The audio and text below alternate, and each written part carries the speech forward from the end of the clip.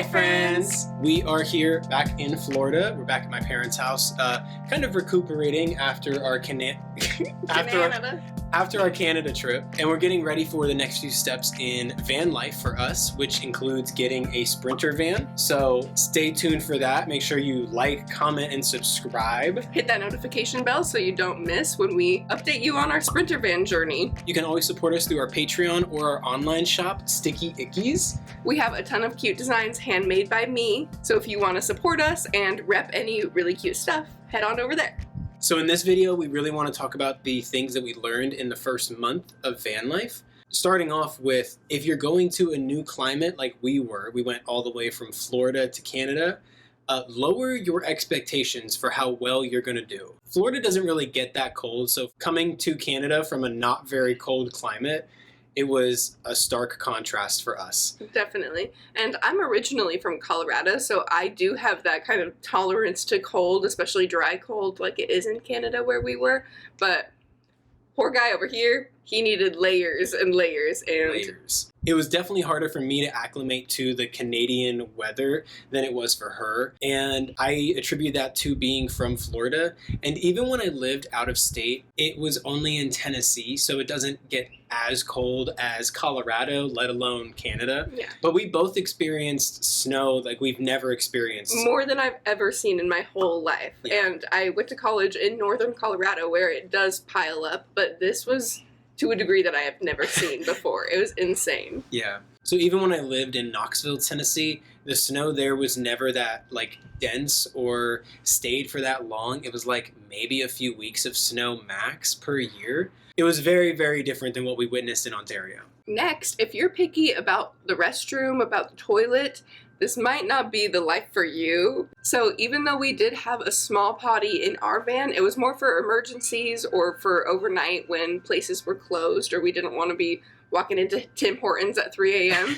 So we did still have to definitely rely on public restrooms predominantly. Yeah. And we'll kind of get into this later, but that was a little bit of an issue, especially during the time that we went, because a lot of things were closed for the season, for the winter, you know. Some stuff is only open May through October. So speaking of that little porta potty that we had, it's called a cassette toilet. So that little bottom section that's gray, that is completely detachable, and you pretty much walk that around like a little porta potty to dump it. And so we found that it was a lot easier to dump in some public restrooms at like public parks and campgrounds and campsites. We even found porta potties were actually pretty easy to dump into, just because there's a lot less eyes on you when you're walking it in. The other place that we found that was helpful to dump at was a hotel lobby restroom. Those were pretty easy to dump into as well. And speaking of the hotel lobbies are also a really good place to stop off on road trips or something if you just have to quickly go to the restroom. As long as you're being respectful of the hotel and the staff and not making it very obvious that you're not giving them your money. You know, you're not walking in there with your van life shirt and your huge batteries to charge and everything. You should be totally fine. Yeah. Something pretty big for me on the road is a shower, especially a nice one. And we found that some road showers, like at a Love's, Pilot, like those gas station truck stop showers, those were some of the best showers that we got to use, especially together as a couple. Every other shower, like at a gym especially, is very small or has like different stalls for people. So it just feels like you have a lot less privacy in those types of showers compared to the Love's or Pilot, where you have like a keypad door access and this pretty big shower room. Every single one that we rented had a private toilet in there as well, which, like we mentioned, was a real big benefit to renting there. We were able to share our shower time, which was unlimited. Yeah, so for the cost of one shower, which was usually around $14 Canadian, both of us could shower and have access to the toilet, even have access to an outlet in there. So we did end up bringing our small battery in to charge into the shower room with us a few times. Yeah. So moving on to some lessons in car camping that we learned, I would say the first one is the flat, stable surfaces, or lack thereof.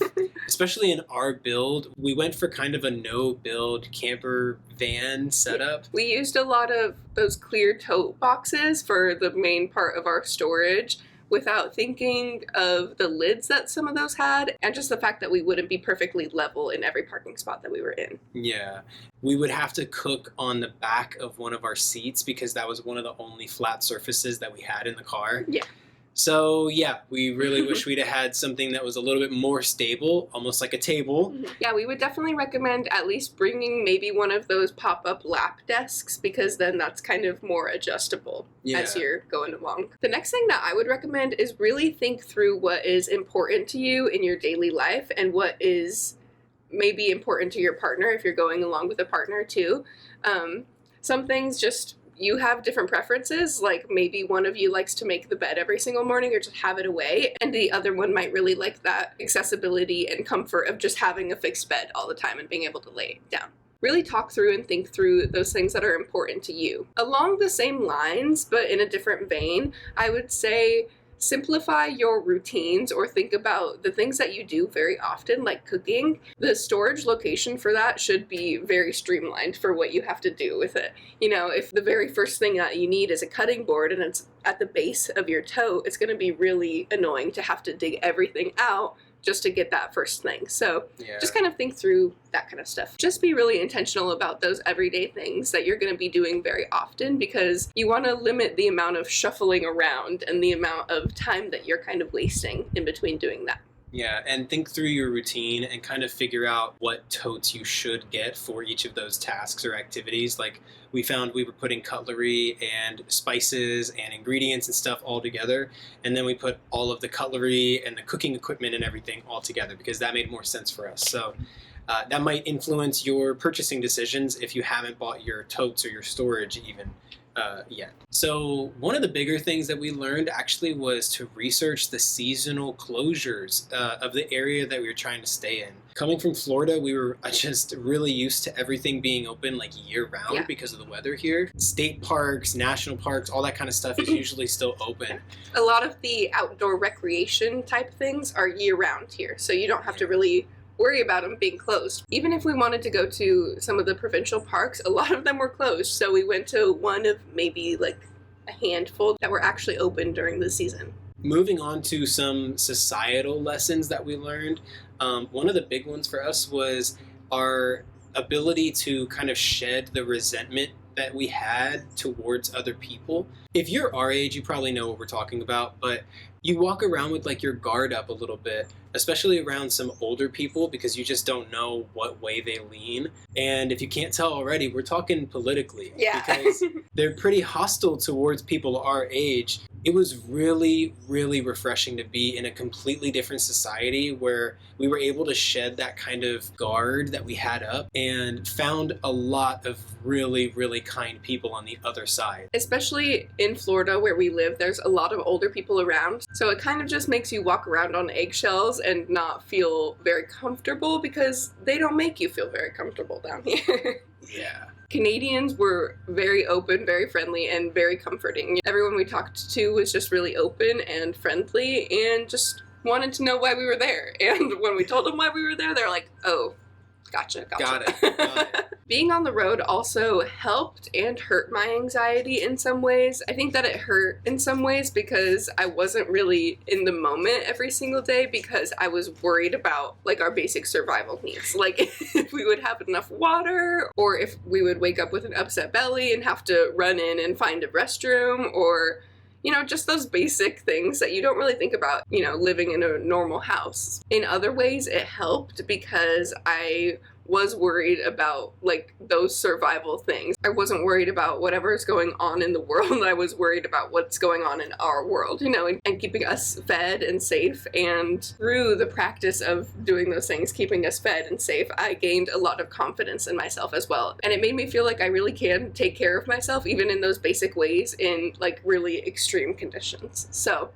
I think that it was also helpful for me during this whole time to think of myself like a little sim that had needs bars. And so I was like, what do I need right now? I'm hungry. I need to get water, you know. So on to the next lesson was pretty much not having cell service because we were in another country. Both of our American phone plans were very limited in Canada, ironically. We were pretty much just using our smartphones for maps and music, which was really, really refreshing. It was like using them pretty much just as tools instead of like phones and like constant communication with like the whole entire world.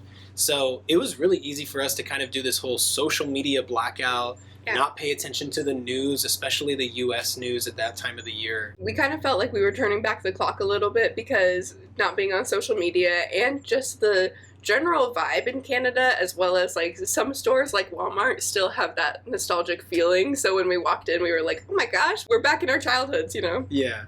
Everything there was incredibly cheap, which was just so refreshing. Like, we've never been able to afford groceries or gas or things like of that nature so easily in our adulthood. Yeah, in our entire adult lives. So that was really, really cool. I don't really feel like we've mentioned our dog much in this video, but we had our dog Wiggles with us, and it was really cool to see the kind of societal differences in dog culture. I feel like there were a lot more stores that were dog friendly that we could take her in and go around shopping, and she loved getting all of the treats and all of the pets, and people were a lot more respectful of her and her space. She actually is a little bit aggressive, reactive towards people and other dogs. So I have this little sign on her leash that says I need space, and I just felt like a lot of people were actually reading her sign leash. Like I even heard a mom tell her like little children that they couldn't pet the dog because it was reactive. So that was really cool. It just seemed like a lot of people were more respectful of